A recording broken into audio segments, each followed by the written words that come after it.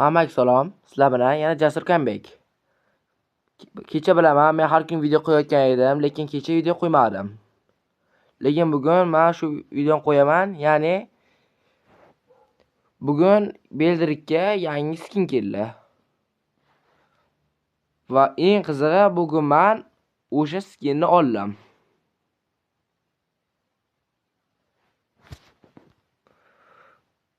Va qarang, nima deyapti bu? Qaranglar, nima deyapti bu? Nima deyapti? Bu sabab bu videomiz bu haqida emas. Bugun biz Beldirik bilan qanday o'ynashni ko'rib chiqamiz. Qani, Star Skin. Eng ol skin. Mazza-yu, mazza.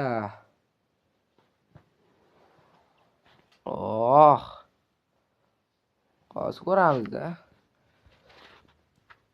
Beldirik haqida qisqacha ma'lumot.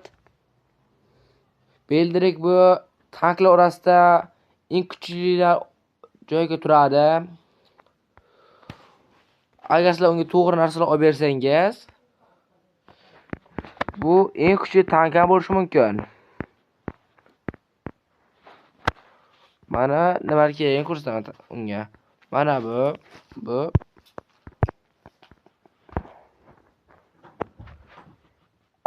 keyin nima olsak? Bu emas.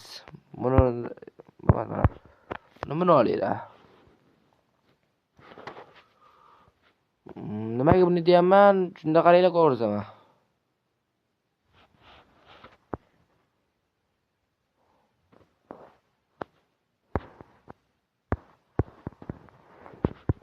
Beldirikning ikkisi tezlik va kuch beradi. Biri mana bunaqa masofadan zarba berish beradi. Bu bilan chaqirishsiz ham bo'ladi. Ultimate esa xolos ultimate bilan ham chaqira olib, ham yig'ishingiz mumkin. Beldirik agar ikkisidan zarba bersa, joni ham to'ladi. Osinga ko'rsam, avval jon yo'qotali.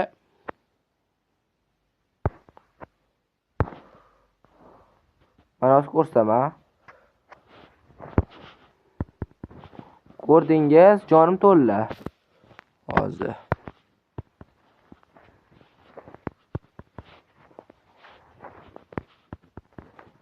Ko'rdingizmi? Jon to'lib ketdi.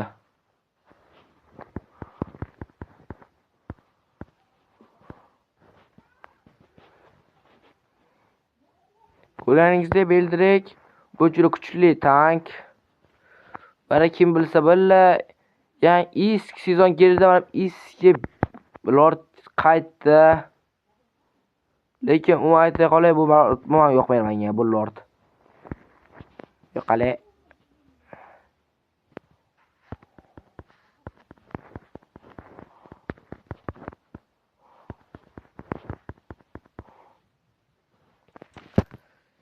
Beldirik 5 ga talpalarga ham yaxshi giroy. Agar o'ynashni bilsangiz, bir o'zingiz yaxshigina himoya qilishingiz mumkin boshqani.